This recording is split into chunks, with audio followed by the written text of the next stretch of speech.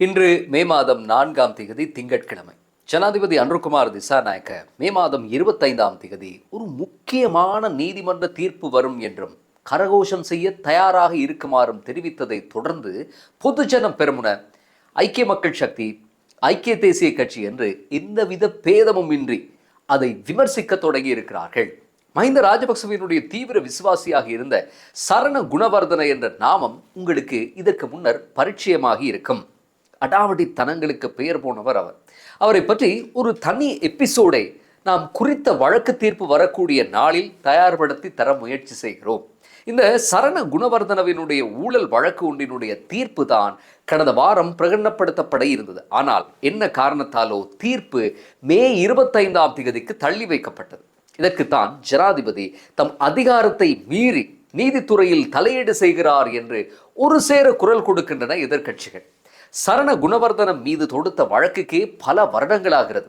ஒரு அரசியல்வாதி சம்பந்தப்பட்ட வழக்குக்கு எந்தவித அரசியல் இடையூறுகளும் அரச தரப்பால் பிரயோகிக்கப்படாவிட்டால் அவை எந்தவித அழுத்தமும் இல்லாமல் மிக சுமூகமாக முடிந்துவிடும்.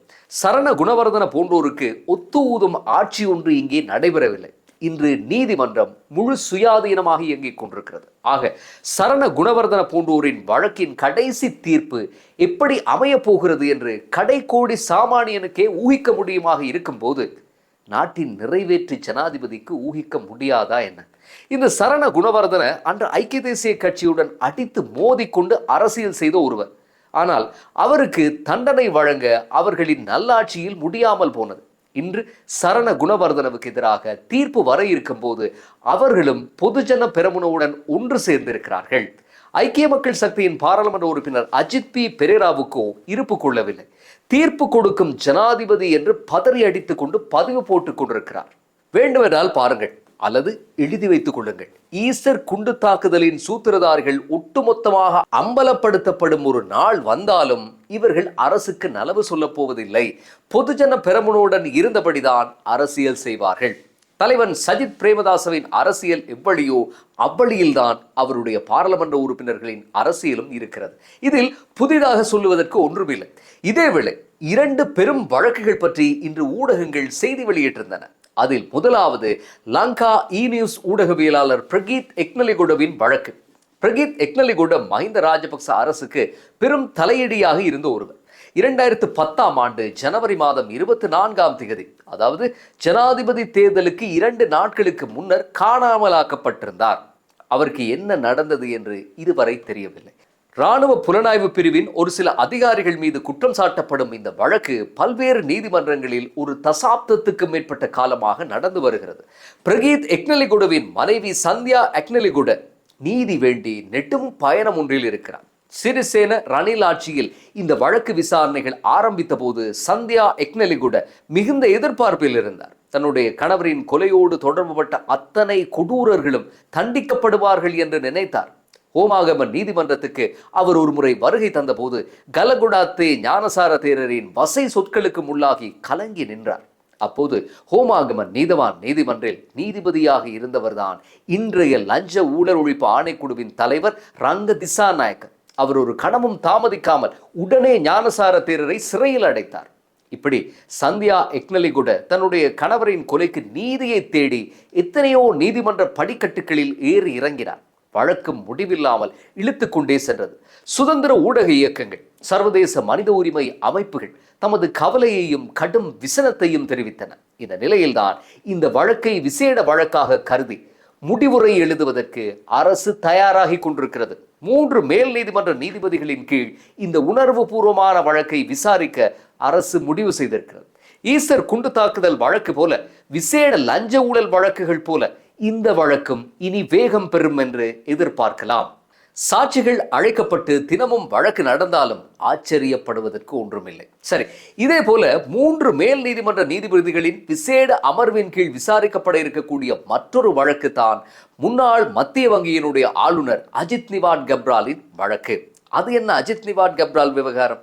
மிக சுருக்கமாக நான் உங்களுக்கு சொல்வதென்றால், அஜித் நிவாட் கப்ரால் கடந்த டிசம்பர் மாதம் லஞ்ச ஊழல் ஆணைக்குழுவிடம் 1.84 பில்லியன் ரூபாய், அதாவது 184 கோடி ரூபாய் நட்டையீட்டை 3 மாதங்களில் கட்டப்போவதாகவும் தன்னை வழக்கில் இருந்து விடுவிக்குமாறும் கேட்டுக்கொண்டார். ஆகவே லஞ்ச ஊழல் ஒழிப்பு ஆணைக்குழுவும் சட்டமூலத்தின் பிரகாரம் அவரை விடுவித்திருந்தது. ஆனால் வெளியே வந்த கப்ராலோ தான் என்றைக்கும் யாருக்கும் அடிபணிய போவதில்லை என்றும் தான் பணம் கட்டப் போவதில்லை என்றும் அறிவித்தார்.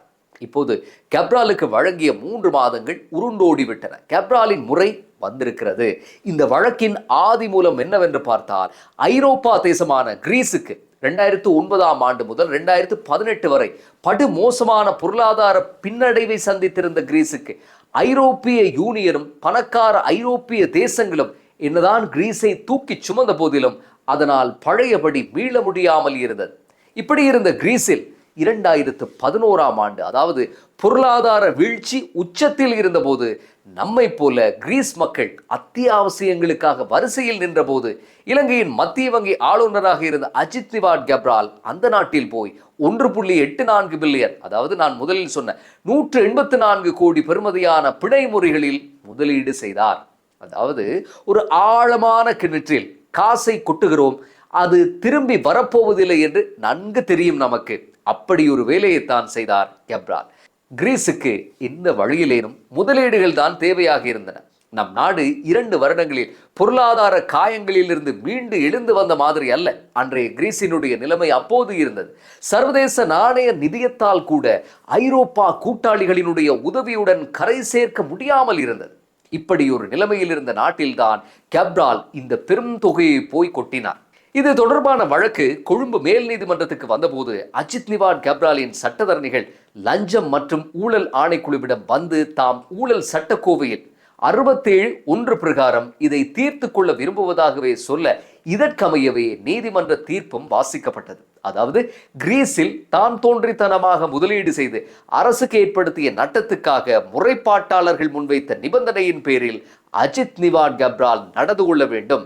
அதாவது டிசம்பர் 10ஆம் தேதி முதல் அடுத்த 3 மாதங்களில் 1843 மில்லியன் 267,500 ரூபாய் 60% மத்திய வங்கியினுடைய கணக்கில் வைப்பு செய்ய வேண்டும். இந்த நிபந்தனையை அஜித் நிவாட் கப்ரால் மீறினால் ஊழல் சட்டக்கோவையின் 67(5) பிரகாரம் மீண்டும் குற்றப்பத்திரிகை தாக்கல் செய்யப்பட்டு வழக்கு தொடரும். இதுதான் தீர்ப்பு.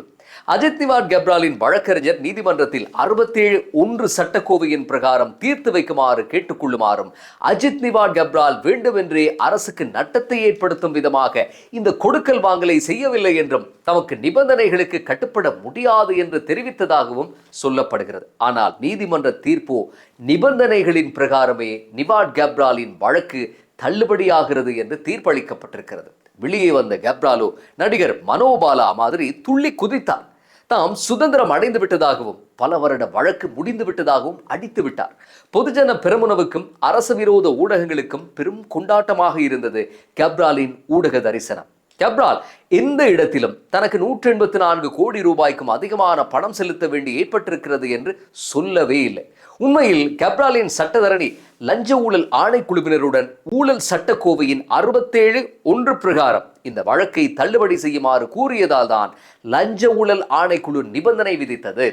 புதிய ஊழல் சட்டக்கோவையில் இது சாத்தியம். அதாவது இப்படியான ஊழல் வழக்கு ஒன்றில் அரசுக்கு பாரிய நட்டத்தை ஏற்படுத்திய ஒருவர் தம் வழக்கை தள்ளுபடி செய்து விடுவிக்குமாறு லஞ்ச ஊழல் ஆணைக்குழுவை கோர முடியும். அப்படி கோரும்போது லஞ்ச ஊழல் ஆணைக்குழு நாடினால் நீதிமன்றத்துக்கு அறிவித்து எந்த நிபந்தனையும் இல்லாமல் தள்ளுபடி செய்ய வேண்டிக் கொள்ளும், அல்லது நிபந்தனையோடு தள்ளுபடி செய்ய வேண்டிக் கொள்ளும். நீதிமன்ற தீர்ப்பும் இந்த நிபந்தனைகள் மேற்கோள் காட்டப்பட்டு தான் எழுதப்படும்.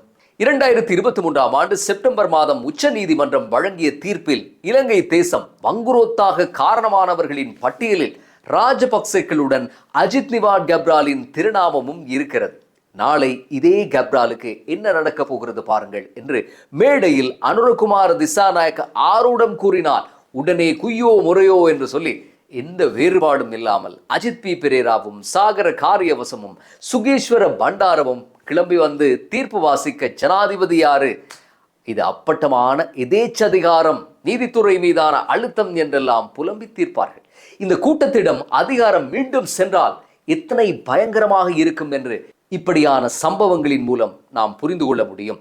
உண்மையில் கப்ராலுக்கு ஏற்பட்டிருப்பது திரிசங்கு நிலை. அவர் பொருந்தியபடி பணத்தை கட்டவில்லை. அவர் கட்டியிருந்தால் என்ன நடந்திருக்கும்?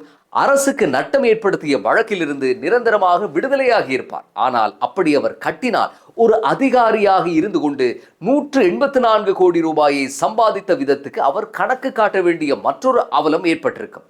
எதை செய்தாலும் விமோசனம் இல்லை என்ற நிலையில் கேப்ரால் இருக்கிறார். அடுத்ததாக மஹிந்த ராஜபக்ச ஸ்ரீலங்கன் ஏர்லைன்ஸின் ஏர்பஸ் விமான கொடுக்கல் வாங்கல் ஊழல் விவகாரத்தில் சாட்சியம் அளிப்பதற்காக மே மாதம் 12ஆம் தேதி லஞ்ச ஊழல் ஒழிப்பு விசாரணை ஆணைக்குழுவுக்கு அழைக்கப்பட்டிருக்கிறார்.